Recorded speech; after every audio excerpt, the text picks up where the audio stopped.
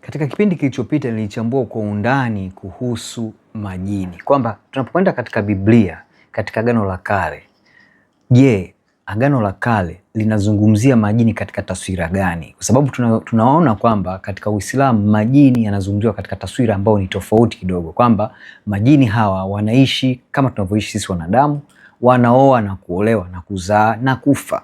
Na majini pia wanaweza wakawa waamini au wakawa waasi, wakawa waovu.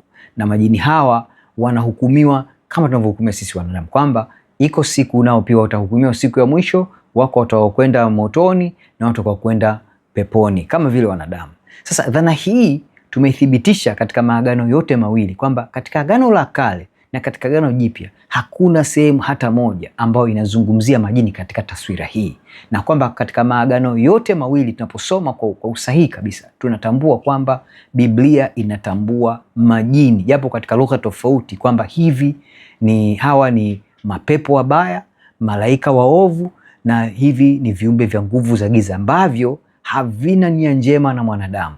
Wako katika kumsumbua mwanadamu, wako katika kumwangusha mwanadamu dhambini na kumtesa, ili mwanadamu naye aingie katika hukumu ambayo tayari hawa viumbe nao wamo tayari. Kwa sababu kumbuka, Biblia inawatambua majini kwamba ni viumbe ambao vilishaasi na tayari vimekwisha hukumiwa na wanasubiri hukumu ile ya mwisho, ambao waasi wote akiwemo Ibilisi watatupwa katika ziwa la moto. Kwa hiyo katika majini hakuna wokovu. Sasa katika kipindi hichi tunakwenda kuangalia namna gani katika maandiko ya Kiislamu tunaona Muhammad anapozaliwa majini wanashangilia. Lakini kabla ya kwenda huko, nataka nikuonyeshe uzao wa Kristo anapozaliwa, Bwana Yesu Kristo anapozaliwa, nini kinatokea. Tunaenda kusoma katika Injili ya Luka sura ya 2 mstari wa 4 mpaka wa 15. Injili ya Luka sura ya 2 mstari wa 14, mstari wa 4 mpaka wa 15. Unasema hivi: Yusufu naye aliondoka Galilaya toka mji wa Nazareti, akapanda kwenda Uyahudi mpaka mji wa Daudi uitao Bethlehem, kwa kuwa yeye ni mbari na jamaa ya Daudi, ili aandikwe pamoja na Mariamu mkewe, ambaye amemposa naye ana mimba. Ikawa katika kukaa huko siku zake za kukaa zikatimia, akamzaa mwanawe kifungua mimba, akamvika nguo za kitoto, akamlaza katika hori ya kulia ng'ombe, kwa sababu hawakupata nafasi katika nyumba ya wageni. Na katika nchi ile ile walikuwako wachungaji wakikaa makondeni na kulinda kundi lao kwa zamu usiku. Malaika wa Bwana akawatokea ghafla, utukufu wa Bwana ukawang'aria pande zote, wakaingiwa na hofu kuu. Malaika akawaambia, msiogope, kwa kuwa mimi ninawaletea habari njema ya furaha kuu itakayokuwa kwa watu wote. Tunaona hapa hawa wachungaji wanatokewa na malaika akiwatangazia habari njema. Malaika huyu tunaambiwa ambaye ametumwa, anasema kwamba malaika akamwambia msiogope, kwa mimi ninawaletea habari njema ya furaha itakayokuwa kwa watu wote. Na malaika huyu anatambulika kama malaika wa Bwana, si wa nguvu za giza wala si malaika muovu. Anaendelea kusema, kwa maana leo katika mji wa Daudi amezaliwa kwa ajili yenu mkombozi, ndiye Kristo Bwana, na hii ndio ishara kwenu, mtamkuta mtoto mchanga amevikwa nguo za kitoto, amelala katika hori ya kulia ng'ombe. Mara walipokuwa pamoja na huyo malaika, wingi wa jeshi la mbinguni wakimsifu Mungu na kusema, atukuzwe Mungu juu mbinguni, na dunia iwe amani kwa watu aliowaridhia. Ikawa malaika hao walipoondoka kwenda zao mbinguni, wale wachungaji wakaambiana, haya na twendeni mpaka Bethlehem tukalione hilo lilofanyika alilotujulisha Bwana. Mambo kadhaa.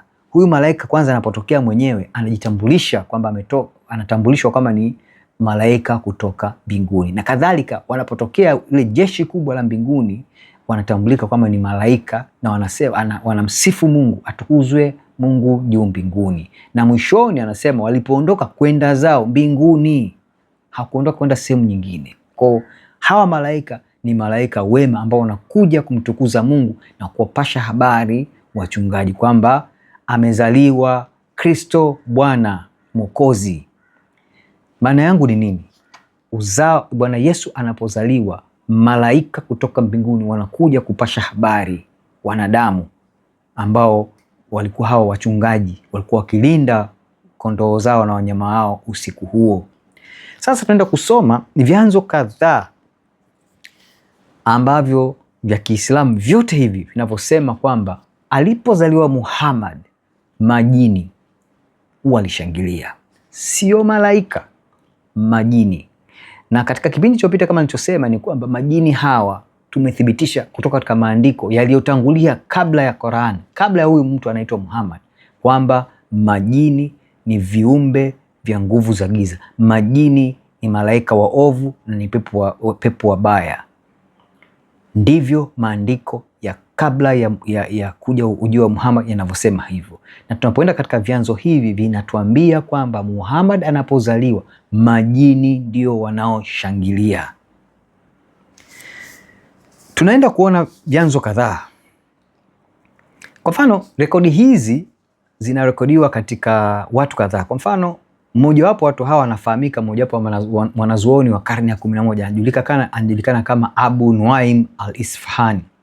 Huyu katika andiko lake linafahamika kama Dalail al-Nubuwah, maana yake ushahidi wa unabii, katika juzuu ya pili ya andiko lake hili, kurasa ya 610 mpaka 612, ananukuu hadithi namba 555 ambayo inasema Abu Nuaim anarekodi riwaya kutoka kwa Saida Amina, yani mama yake Muhammad, akieleza kuzaliwa kwake, ambapo sauti ilisikika ikitangaza kuzaliwa mtoto mchanga kwa viumbe wote wa kiroho wakiwemo majini, na wote walifurahia ujio wake. Kwa hiyo majini wanashangilia, hizi nguvu za giza zinashangilia kuzaliwa kwa Muhammad.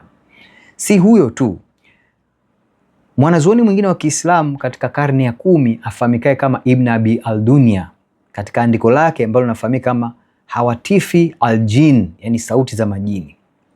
Huyu al-Dunya yeye wa karne ya 10 anazungumzia rekodi za mashairi na sauti za majini zilizosikiwa na waganga na wapiga ramli, sauti ambazo zilitangaza kuzaliwa kwa Muhammad, na kwamba walitoa onyo kwa waganga na wapiga ramli. Hawa majini hawa walikuwa wakitangaza, walitoa onyo kwa waganga na wapiga ramli kwamba uwezo wao wa kuyapata ya mbinguni unakwenda kuzuiwa. Sasa jiulize, waganga na wapiga ramli wanakuwaje na uwezo wa kuyapata ya mbinguni? Hii ni hadaa mojawapo ambayo tunaiona katika maandiko haya.